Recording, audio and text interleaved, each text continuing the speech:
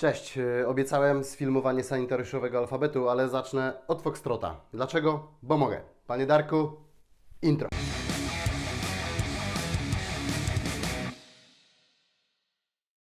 Dziś kilka słów o produkowanym przez Boxmed indywidualnym pakiecie medycznym, czyli takim naszym polskim faku. Opakowanie to czteroczęściowy pokrowiec, podobno z Cordury 770, ale nie znajdziecie takich oznaczeń na zestawie. Mamy tutaj główny pakiet, pokrowiec na IZAS, panel udowy i wyciągany panel w kształcie litery T, ale zobaczycie go za chwilę. Wszystkie zewnętrzne elementy obszyte są taśmami Mole 4025, a panel udowy ma dodatkowo gumowe elementy, które utrudniają przesuwanie całości na nodze. I oczywiście nie trzeba nosić zestawu na udzie, bo dzięki systemowi taśm sprawdzi się dobrze np. na kamizelce czy plecaku.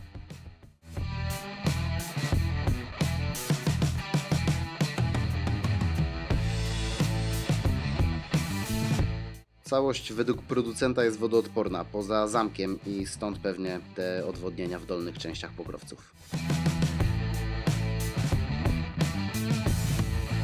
W wersji fabrycznej wyposażenie to opatrunek na rany ssące klatki piersiowej, rurka nosowo-gardłowa oczywiście z lubrykantem, gaza rolowana, opatrunek hemostatyczny, w tym przypadku jest to gaza Celox, nożyczki ratownicze w wersji mini, opaska uciskowa, opatrunek OLAES, zwany też aloesem, rolka plastra i rękawiczki.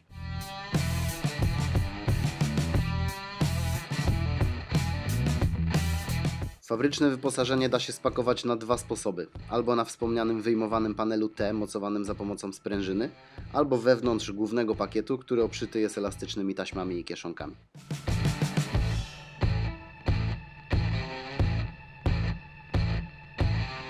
IP-Med ma też system szybkiego otwierania, ale żeby z niego skorzystać, musimy go najpierw przygotować. I służy do tego widoczna teraz taśma. Odpinamy rzep, wyciągamy taśmę na zewnątrz, zapinamy zamki do oporu i teraz, żeby szybko otworzyć zestaw, wystarczy mocno pociągnąć taśmę w dół. A wygląda to mniej więcej tak.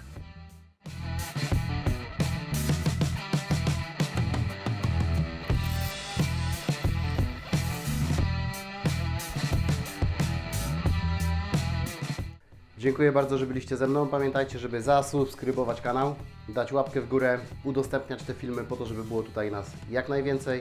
Ja wtedy też będę miał większą motywację do tego, żeby nagrywać kolejne filmy. Widzimy się w następnym filmie. Prawdopodobnie będzie to Delta, czyli defibrylator automatyczny. Piona!